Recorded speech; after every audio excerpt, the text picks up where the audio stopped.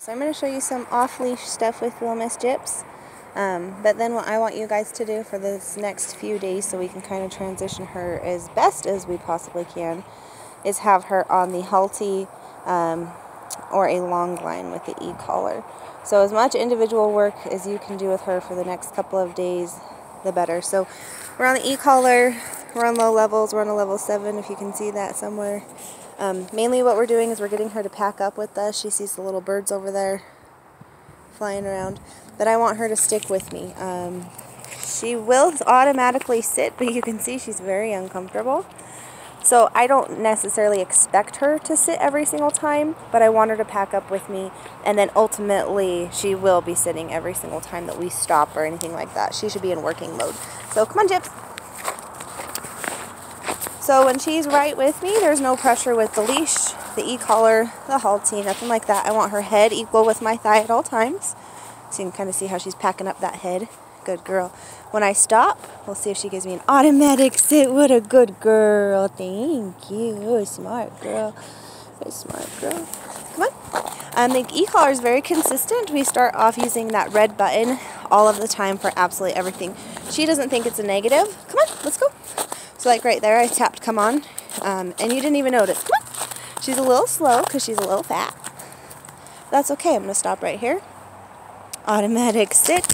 So if I was to ask her to sit, I wouldn't touch her. I don't want to reward dogs for doing something half-assed. They're very highly intelligent. So what I want is I want to have this expectation. You're such a good.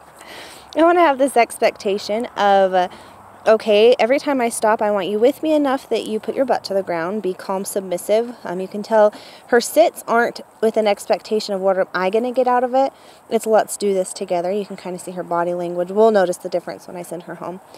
Because obedience can only get us so far, right? So this is behavioral stuff. She's packing up with me, pack drive, being a really good girl. And so when she does an expected behavior, unexpectedly, or not asked for, I'm going to give her a buttload of attention for it. Why?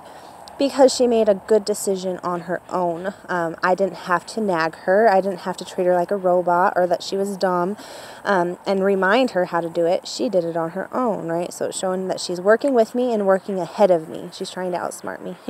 You're such a sucker. I'm going to miss you. When I stop, I want her to pack right back up. Come on, Gyps. All right. So she's mainly been off-leash with me. In public, obviously, we want to use the halty this way. This way. Come on. Because she might have to pee. In public, no. Here, I'm going to use vibrate. Oh, scary. Come on. Oh, good girl. So she doesn't like vibrate. So we use vibrate for stuff that we don't want, like her rolling around in the snow while we're working. This way. Good girl. Oops. So we're still on a 7. Good. I'm going to stop. Good automatic sit. Stay. Stay is the hardest thing for her. Gypsy here. Yes, good girl. And sit. Stay. Stay. Dogs lead with their head, so if she starts to move towards me with her head, I'm going to step forward using yielding. Shoulders back, eye contact, so you take a big step forward. Nope. Stay. And then I back up when she puts her butt back to the ground. Yes, good girl here. Very nice, and let's go. When she's being ultra submissive, I don't touch her. You notice that when I'm petting her, she's lifting her chin up. I'm raising her up. Let's go. Raising her up to build that confidence up. Right here, I'm going to stop. Automatic sit. What a sweet girl. What a good girl. Yes, you're so good. All right, come on. Let's go. Gypsy, come on. Nope, this way. Oh, hi. She loves her kennel. So lots of crate time for her for these next couple of days before she has those babies. Oh, this way. Good girl. Mainly because we want her to understand everything followed her home and we get this calm, focused little off-leash husky. I know you gotta pee. Go ahead. She drinks a lot of water. You don't want to? Come on. You shy peer? Good. Now when we stop. Oh, you're such a good mama dog. Good focus. Good girl, sweet cheeks. And that little tail wag. Right, so this is actually her true drive. She was a little bit high-strung when she first came. And mainly she just had way too much freedom that she was not psychologically ready for and taking advantage of, so she's pretty pushy, highly over submissive. Look at how high she raises up her head. Now this is an appeasing behavior as well, but in the very beginning when I'd approach her, she'd instantly want to hit the ground, right? So this is building that confidence up. Stay. So step forward, stay. Step forward, stay.